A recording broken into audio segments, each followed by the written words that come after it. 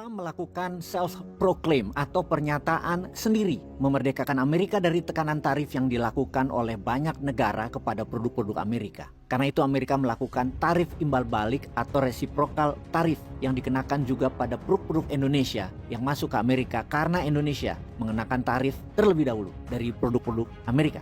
Reciprocal tarif dilakukan oleh Trump bertujuan untuk mengatasi ketidakseimbangan perdagangan global Amerika dengan negara lain dengan mengenakan tarif yang tinggi pada barang-barang impor dari negara mitra dagangnya. Indonesia masuk dalam daftar 15 Dirty Country bagi Amerika, yang artinya neraca perdagangan Amerika itu tekor, kalah dagang dengan Indonesia salah satunya. Berapa nilainya? 18 billion dolar tekornya per tahun, alias Amerika rugi dagang dengan Indonesia. Yang kedua, Indonesia di rata-rata mematok tarif pada produk Amerika itu sejumlah 64%. Atau yang dimaksud rata-rata adalah total dari seluruh barang impor dari Amerika masuk ke Indonesia, pengusaha atau produknya harus bayar tarif sebesar 64%. Sementara Indonesia hanya memperlakukan 17,5% tarif impor barang-barang Tiongkok. Ya, dalam hal ini sebagai negara terkaya dan negara terbisnis di dunia, Amerika merasa diperlakukan tidak adil oleh banyak negara termasuk mitra sekutunya. Dibantu kok malah memajaki barang-barang Amerika dengan tarif impor yang tinggi. Demikian komentar Trump. Catatan, urusan beginian Singapura itu pinter. Hanya 10% saja dia memajaki barang Amerika sehingga tidak terlalu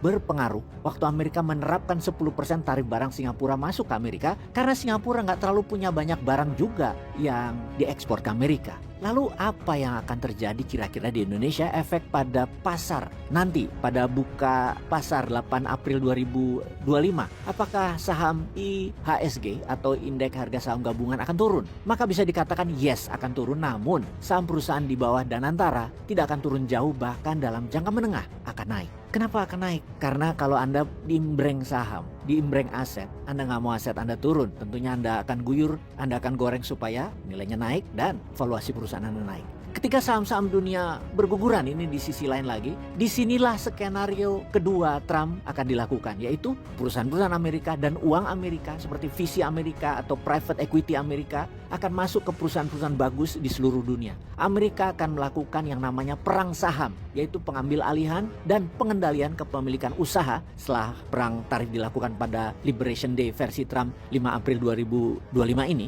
Dolar akan mulai mengguyur balik masuk membeli saham ke negara-negara yang punya usaha bagus dengan bisnis kelas dunia di berbagai bursa dunia. Juga akan masuk ke negara yang pemimpinnya kuat, strategi ekonominya, dan punya kecenderungan pro-Amerika. Untuk Indonesia, di sini momentum untuk Pak Prabowo segera ambil posisi geostrategisnya yang tepat kepada Amerika dan juga tepat kepada BRICS. Ditunggu Pak.